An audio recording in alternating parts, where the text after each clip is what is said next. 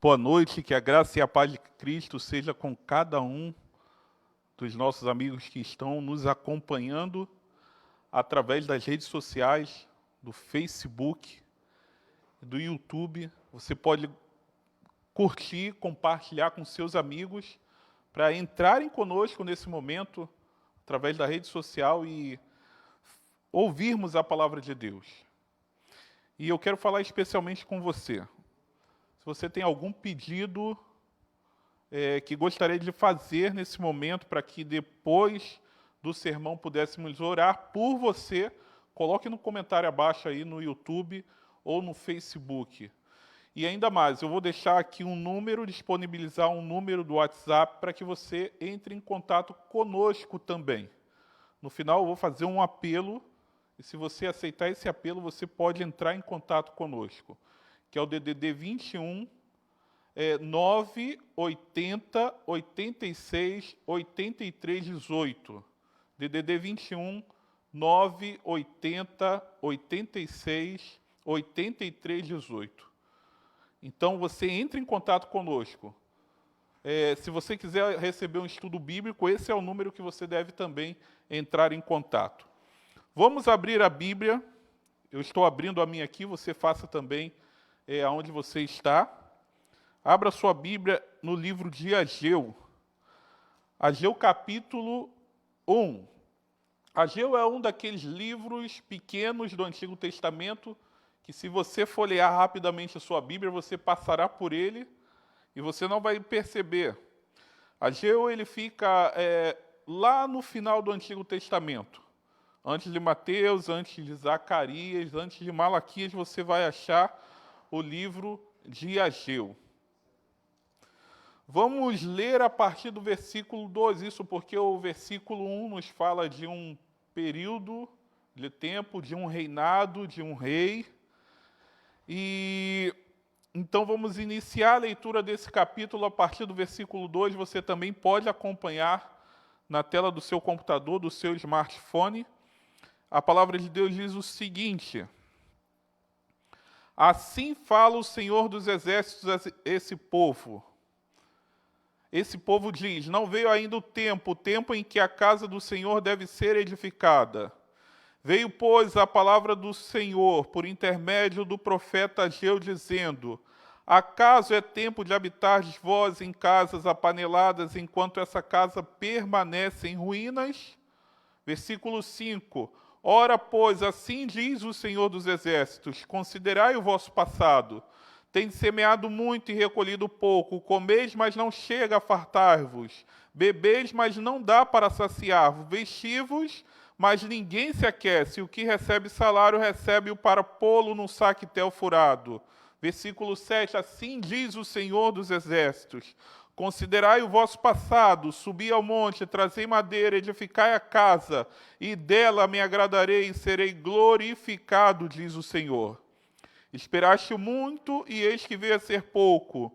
E esse pouco, quando trouxeste para casa, eu com assopro dissipei. Por quê? Diz o Senhor dos Exércitos: por causa da minha casa que permanece em ruína, ao passo que cada um de vós corre por causa da sua própria casa.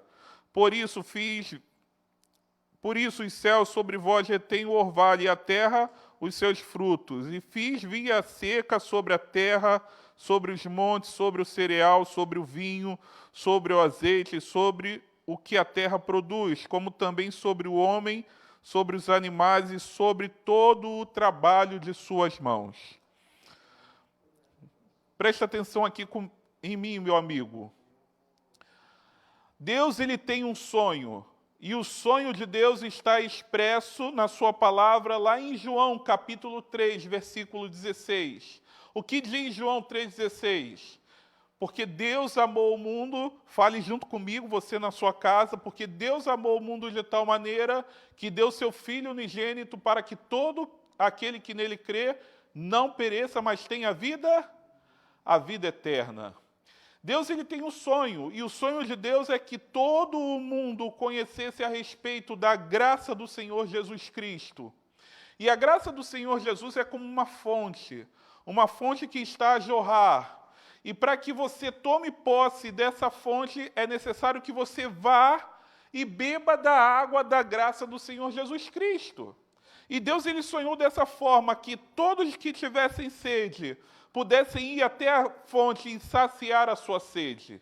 Não só isso, Deus ele também sonhou que pessoas que bebessem dessa água anunciassem a outras pessoas que existe uma água que jorra a fonte da água da graça do Senhor Jesus Cristo. E então todos poderiam ir até a fonte e saciar a sua sede da graça do Senhor Jesus. Deus ele sonhou dessa forma. E por isso Deus ele estabeleceu pessoas, mesmo no Antigo Testamento, que falassem a respeito da graça. E eu digo que Abraão ele foi o primeiro grande evangelista a respeito da graça do Senhor Jesus. Isso porque Deus tirou Abraão do meio da sua parentela e levou para uma terra que ele havia prometido à sua descendência. Em toda a cidade que Abraão ele chegava, lá ele erguia um altar e sobre aquele altar, Abraão ele imolava, ele sacrificava um cordeiro. Sabe o que Abraão estava querendo dizer com isso? Que Jesus Cristo, que é o Cordeiro de Deus, que tira o pecado do mundo, um dia viria a essa terra, morreria em sacrifício pelo meu e pelo seu pecado. Abraão estava pregando a salvação mediante a fé na graça do Senhor Jesus Cristo. Isso porque nenhum ser humano, em toda a época da humanidade, foi salvo mediante as obras da lei, e sim pela graça. Hebreus capítulo 11 comprova dizendo que Abraão pela fé, Sansão pela fé, Jacó pela fé, todos, desde Adão até o último homem que vai nascer sobre essa terra, todos nós somos salvos mediante a fé na graça do Senhor Jesus Cristo. E Deus ele sonhou dessa forma. Deus ele sonhou dessa forma. Deus ele sonhou que através da descendência de Abraão, que é o povo de Israel, todas as nações da terra conhecessem a respeito da graça do Senhor Jesus Cristo. Não apenas através do templo que havia em Israel, não apenas através das cerimônias que haviam naquele templo, mas através da vida do próprio israelita. Porque Deus ele sonhou dessa forma: o meu povo teriam pessoas mais sábias. O meu povo teriam famílias bem estruturadas. O meu povo teria uma saúde tremenda. Deus ele sonhou dessa forma. E então Deus ele tira o povo de Israel do Egito, faz o povo caminhar no deserto até Canaã. E aquela terra que Deus havia prometido a Abraão, Isaque, Jacó, ele dá aos descendentes de Abraão, que é o povo de Israel. E agora o povo, ele chega a Canaã, e todo aquele território que Deus havia prometido havia sido conquistado por Davi, e o sonho de Deus começa a se cumprir no reinado de Salomão. Porque o povo era um povo forte, porque o exército era um exército indestrutível. Havia prata e ouro em Israel, havia muita riqueza, mas a glória de Israel não estava pelo fato de que eles tinham uma prata e ouro, ou um templo feito de ouro. A glória de Israel estava no fato de que Deus habitava no meio do seu povo através daquele templo, amém? E o sonho de Deus, ele se cumpre.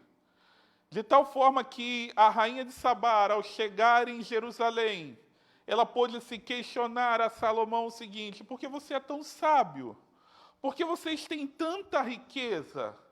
Por que vocês têm um exército muito poderoso? Quem é que pode fazer isso por vocês? E agora o israelita poderia dizer: o meu Deus, que nos deixou a sua palavra, é que pode fazer isso por nós. Mas, querido, pense no seguinte: nem sempre foi assim na vida do povo de Israel. Tão logo o reinado de Davi e Salomão passou, o povo ele se desviou da palavra de Deus. E gradativamente o povo de Israel ele foi se afastando de Deus, casando-se com os filhos da terra de Canaã, misturando os povos adorando outros deuses. E Deus olhava para o seu povo e falava, por favor, não vão para tão longe. E Deus enviava profeta e eles matavam os profetas.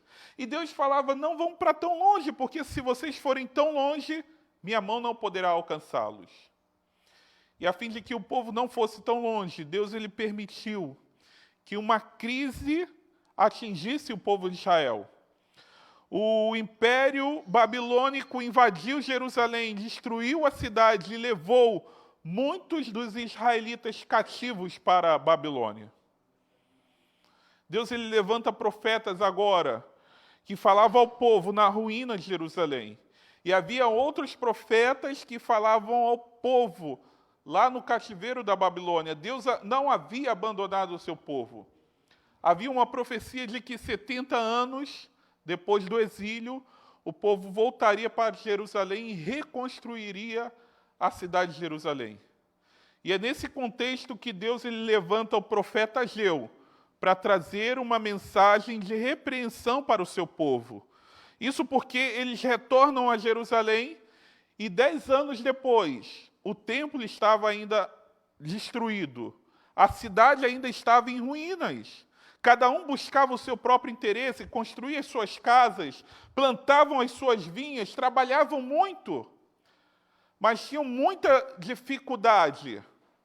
E plantavam, colhiam, mas com muito suor, tinham pouco sustento. Se no tempo de Ageu, o sonho de Deus era reconstruir o seu reino terrestre, qual o sonho de Deus nos dias de hoje? Se no tempo de Ageu, Deus ele queria reconstruir o seu reino terrestre, hoje Deus ele sonha em reconstruir o seu reino universal, que infelizmente foi entregue, o reino dessa terra foi entregue por Adão facilmente a Satanás. Mas a Bíblia fala que um dia Deus ele vai enviar o seu Filho a essa terra, a fim de reconstruir o seu reino universal a partir dessa terra.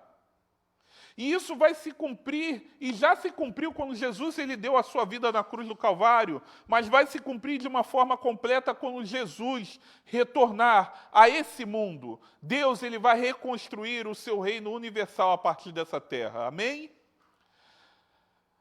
E quando isso acontecer, Jesus ele vai vir para acabar com o pecado, acabar com a morte. Mas vão haver pessoas tão entrelaçadas com seus pecados que será quase impossível separar pecador de pecado. E por isso muitos vão perecer agarrados em seu pecado. Mas Jesus ele vai voltar a esse mundo. E para que Jesus ele volte a esse mundo, o que profecia falta se cumprir? Mateus capítulo 24, 14 diz: e esse evangelho do reino será pregado em todo o mundo para testemunho de todas as nações, e então virá o fim. Que evangelho é esse, queridos? É qualquer evangelho? É qualquer evangelho? Apocalipse capítulo 14, versículo 6, João ele vê um anjo voando no meio do céu que tinha o evangelho eterno para pregar a toda tribo, nação e língua. Então Mateus 24, 14 completa, e esse evangelho do reino será pregado para testemunho de todas as nações, e então virá o fim. Então virá o fim. Essa última parte do versículo 14 de Mateus 24, me traz um consolo muito grande no coração, em saber que as dificuldades que passamos nessa vida vai ter um fim. Em saber que nunca mais teremos que chorar por causa da partida de um ente querido. Nunca mais teremos que lamentar por causa de um filho que sai de casa por causa das drogas. Ou de um marido ou um cônjuge que deixa o lar por causa de uma pequena aventura. Todas as dificuldades dessa vida, queridos, terá sido passado. Jesus, ele vai voltar. Será que um dia esse evangelho foi pregado em todo o mundo? Acompanhe comigo o texto da Bíblia que está em Atos, capítulo 2. Atos, capítulo 2.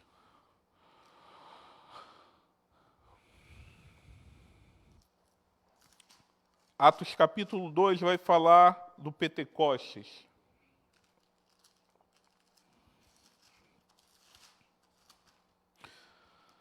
Enquanto você vai encontrando o texto, também colocaremos o texto na tela para que você acompanhe.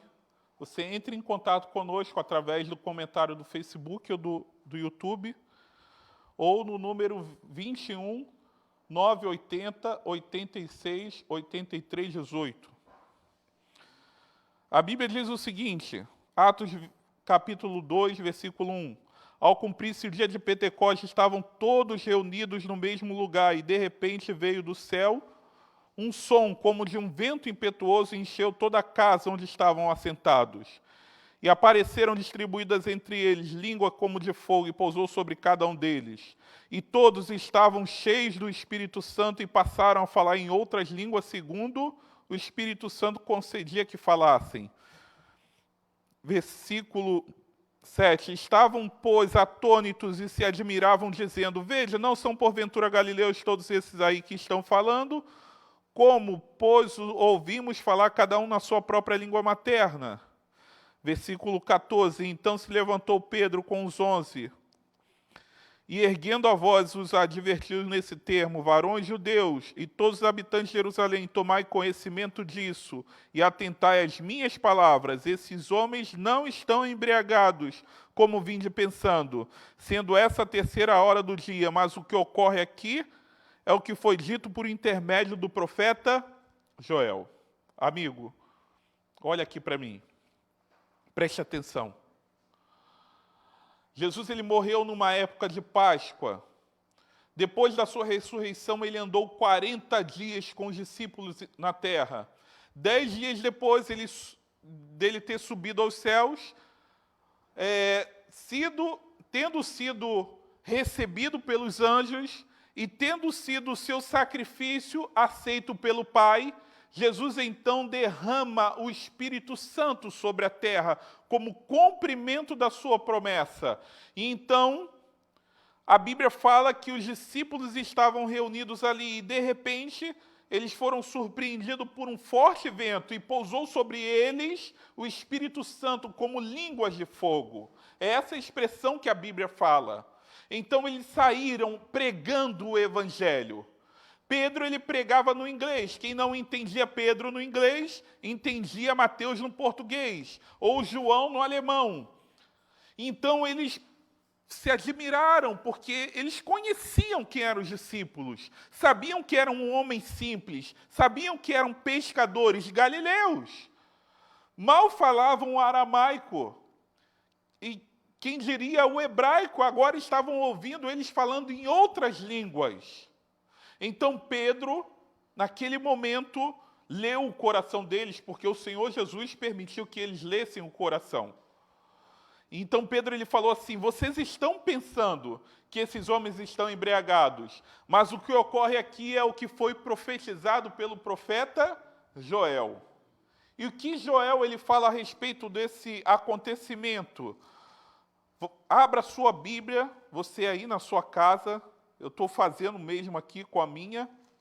Vamos acompanhar junto Joel capítulo 2. Joel 2, versículo 28. Joel 2, 28. Melhor, Joel 2, 23. Joel 2, 23. Que diz o seguinte: alegrai-vos, pois, filhos de Sião, regozijai-vos no Senhor vosso Deus, porque Ele vos dará em justa medida a chuva e fará descer como outrora a chuva temporã e a chuva serôdia. O que ocorre ali em Atos 2, há 2000 anos atrás, foi a manifestação do Espírito Santo como chuva. E o profeta Joel, ele profetiza isso, falando nessa linguagem. No primeiro momento, Joel realmente estava falando da chuva, porque o povo de Israel sobrevivia da agricultura e da pecuária, e era necessário que chovesse, para que tivesse alimento para o povo e alimento para o gado. Se não chovesse, tivesse seca, o povo passaria fome e o gado morreria no pasto. Então, num segundo momento, Joel também fala sobre a manifestação do Espírito Santo, como duas chuvas, a chuva temporã e a chuva serôdia. Para que você entenda a questão da chuva, precisamos nos reportar a Israel antigo. Como é que era o clima daquela época? O clima daquela época, ele cumpria o seu papel, não é como os nossos dias de hoje, totalmente maluco. No inverno faz calor, no verão faz frio. Acontece que no mês de outubro começava a cair uma chuva sobre a terra. Aquela chuva ela regava a terra. Então os agricultores vinham semeando a terra. E a chuva continuava caindo, era uma chuva fraca, uma chuva fina, mas uma chuva constante. Fazia com que o grão germinasse e a planta do trigo nascesse. E essa chuva fina, fraca, mas uma chuva constante vinha caindo no mês de outubro, no mês de novembro, no mês de dezembro, a chuva temporã. E a planta do trigo já era uma planta adulta, os grãos já estavam aparecendo.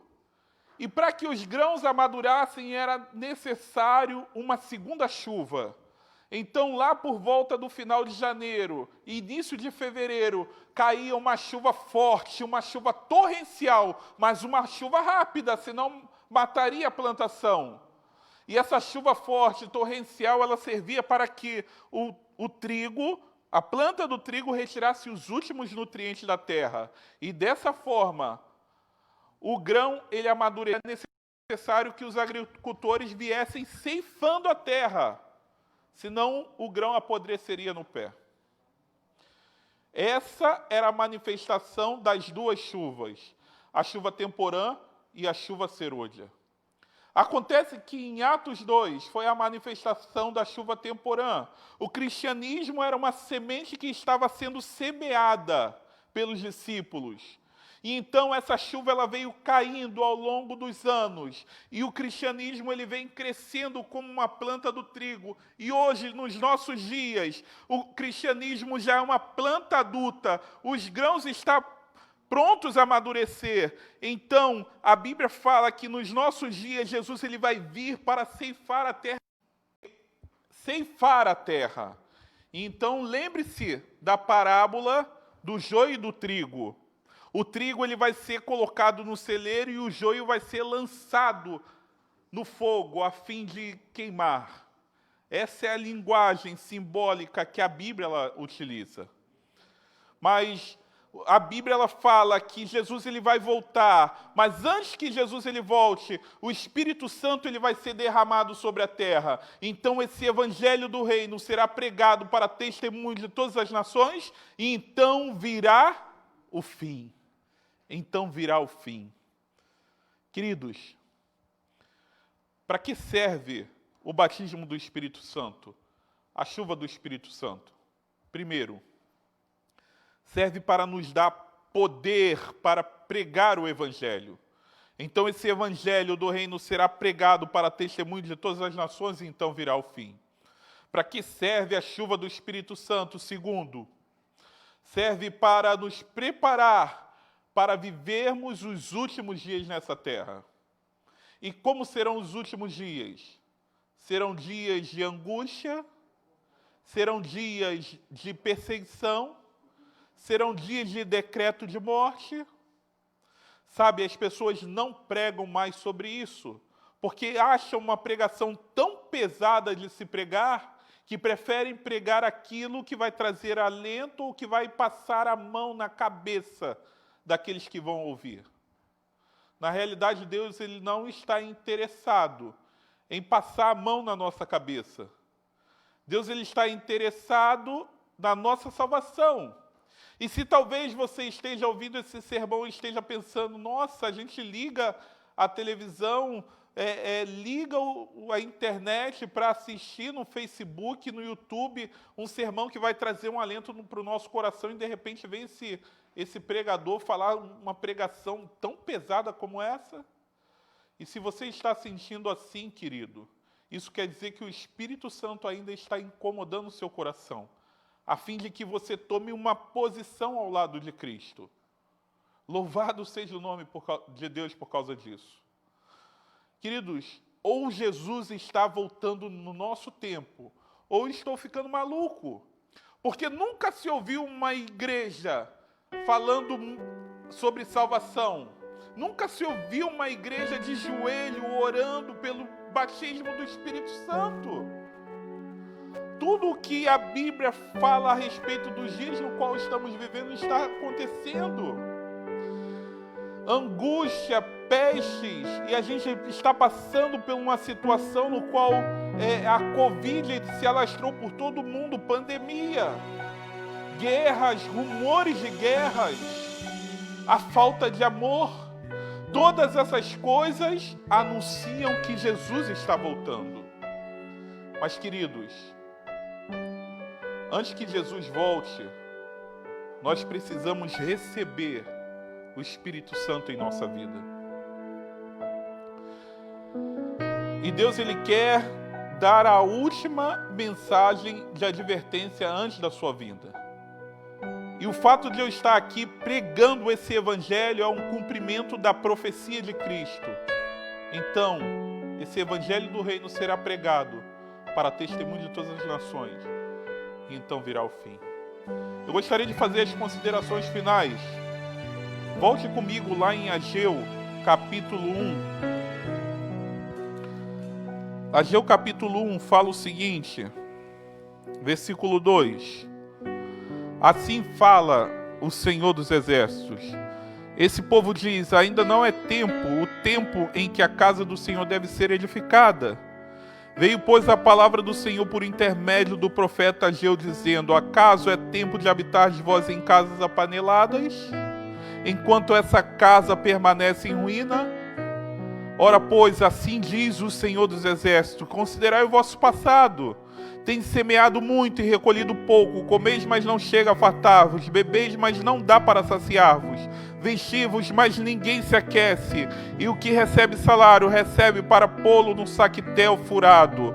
Assim diz o Senhor dos Exércitos, considerai o vosso passado, subi ao monte, trazei madeira, edificai a casa, e dela me agradarei e serei glorificado, diz o Senhor. Esperaste-o muito, e eis que veio a ser pouco, e esse pouco trouxeste para casa, eu com assopro dissipei. Por quê?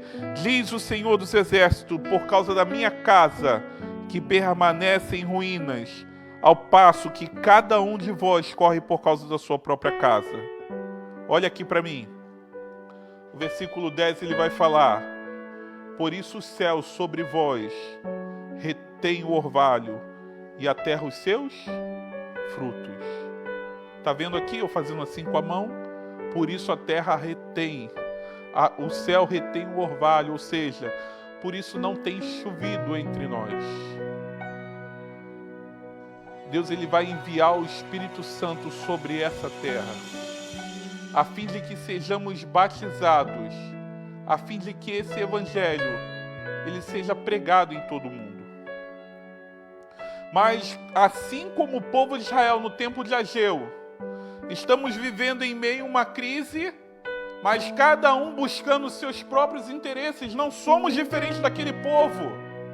Enquanto os interesses de Deus ficam em segundo lugar ou em último lugar da nossa vida.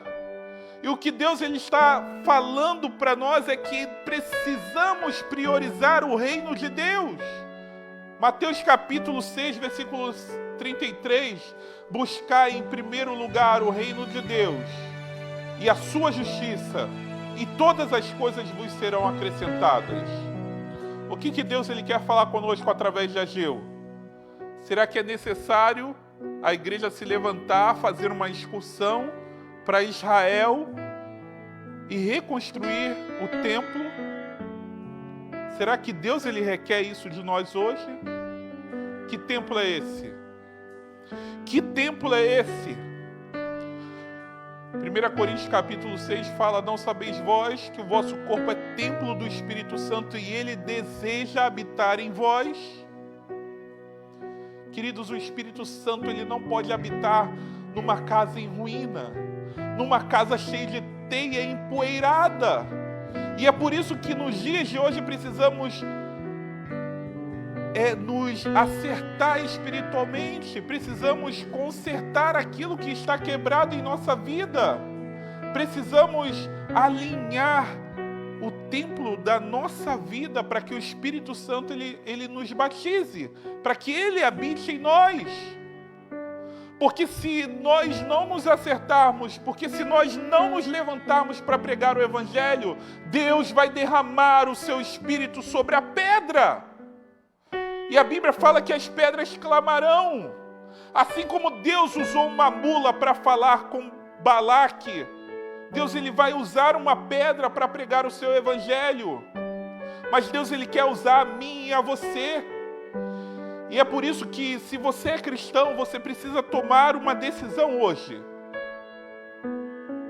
de se responsabilizar pela sua consagração, a fim de que Deus ele te use para levar o Evangelho a um mundo que está em ruínas, em pedaço, nesse momento, por uma crise de saúde, uma crise financeira, crise política em todo lugar. Mas se você admira o Senhor Jesus, você admira o ensino da Bíblia, mas você ainda não tomou uma decisão, hoje você também pode tomar a sua decisão. E é por isso que eu quero que você escreva aí no comentário abaixo: eu quero me entregar. Tanto no Facebook quanto pelo YouTube. E depois do sermão eu vou responder você. Eu vou falar contigo.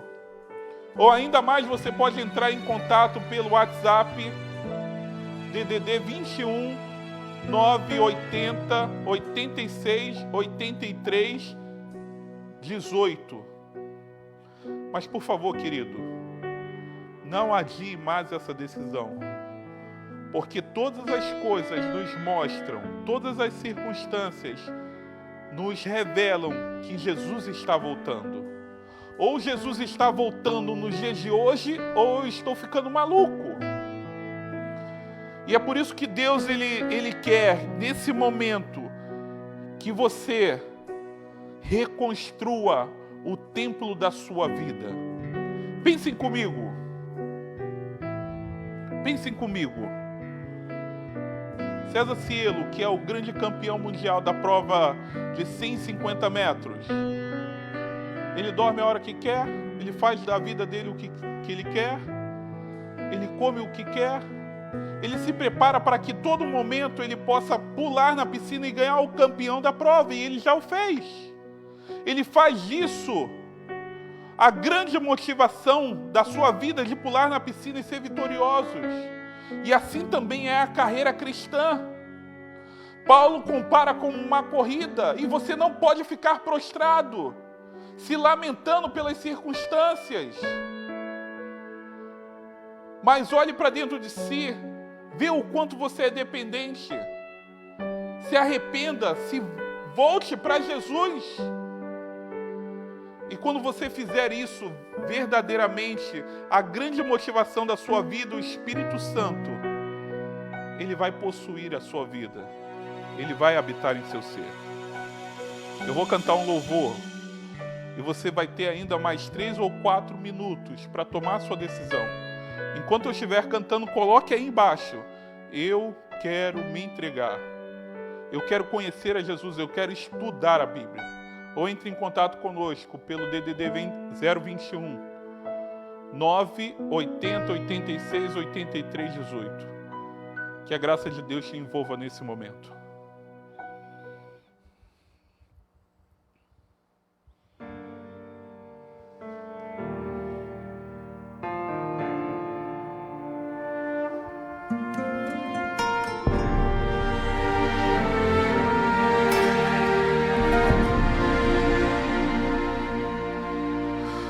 Torrão de terra seca já cansou de esperar uma chuva que não veio, que não caiu.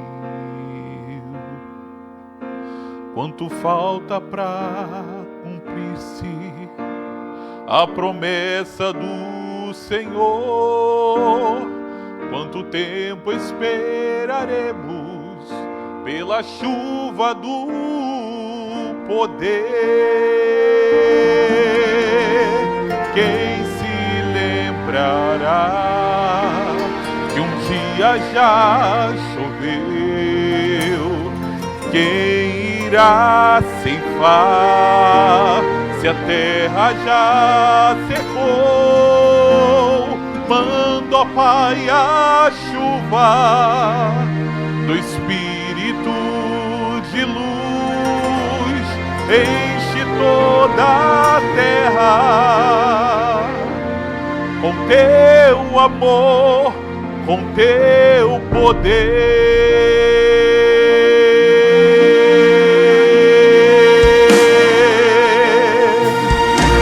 Vejo o mundo se acabando, pois o tempo já se foi.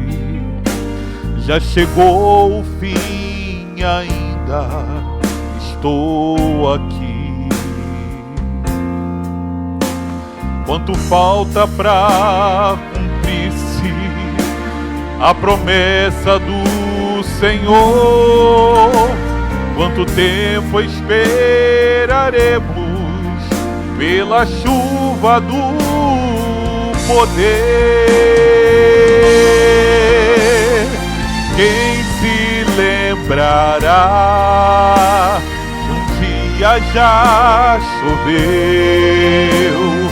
Quem irá ceifar se a terra já secou?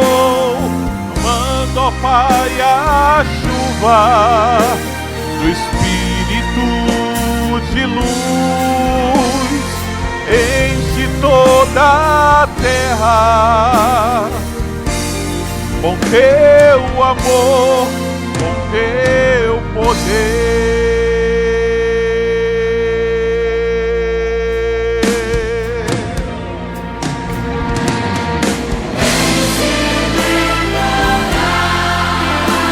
Que um dia já choveu, quem irá ceifar se a terra já secou?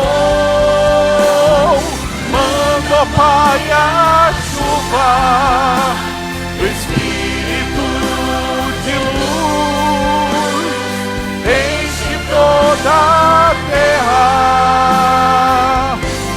com teu amor, com teu poder.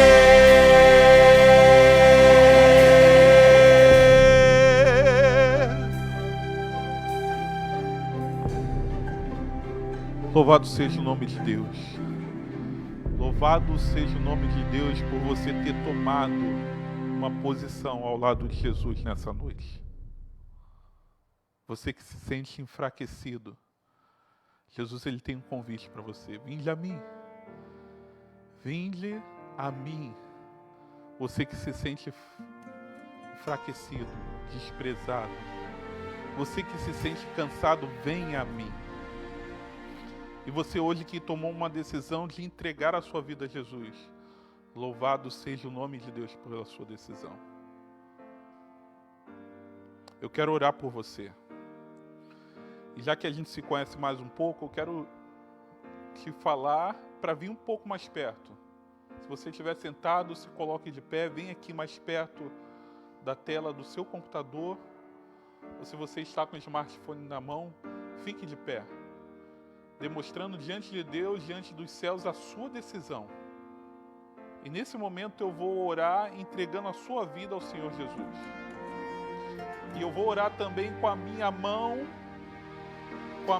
erguida, porque a palavra de Deus fala que toda vez que os discípulos oravam e empunhavam a mão sobre alguém, eles recebiam o Espírito Santo. Não que a minha mão tenha o poder, mas simbolizando aqui que Deus ele vai derramar o Espírito Santo sobre a sua vida nesse momento. Eu quero orar por você. Santo Deus, eu te peço, Pai, por esse teu filho, por essa tua filha, que algum tempo, Senhor, se sente desanimado e desacreditado na sua fé. Talvez, Senhor, esse teu filho tenha desistido da caminhada do cristianismo e Satanás tenha colocado na mente dele que para ele não existe mais salvação. Mas hoje, Senhor, eu quero te louvar porque a tua palavra foi aberta e pela fé o seu filho creu novamente na esperança da tua volta e também na tua redenção eterna, que foi consumada na cruz do Calvário. Então, Senhor, que o teu sangue recaia sobre a vida desse teu filho. Eu quero te pedir também por aqueles que têm a fé no coração, amam o Senhor Jesus, mas ainda não tomaram uma decisão e compreendem que estão vivendo num momento especial desse mundo, Pai, da história da humanidade. Então, Senhor, envolva com o teu Santo Espírito o ser desse teu filho, da tua filha, a fim de que essa decisão venha se transformar numa certeza e venha se concretizar através do batismo, Pai. Que ele possa tomar essa decisão, se ainda não tomou, possa escrever embaixo no comentário: eu quero me batizar, Pai. Existem filhos teus no qual o Senhor marcou um encontro nessa noite e eles precisam tomar essa decisão. Continue, Senhor, abençoando o ministério dessa igreja, a fim de que, através do culto que é transmitido pelas redes sociais, venha alcançar pessoas em lugares que nós não imaginamos, Pai. Que o Senhor venha abençoar o trabalho dessa igreja. E por favor, Pai, estamos nos despedindo de Ti e dos nossos amigos internautas através dessa transmissão. Mas jamais, Senhor, queremos nos despedir da Tua presença. Que a Tua presença envolva a vida desse Teu Filho e a nossa também, em nome do Senhor Jesus. Amém.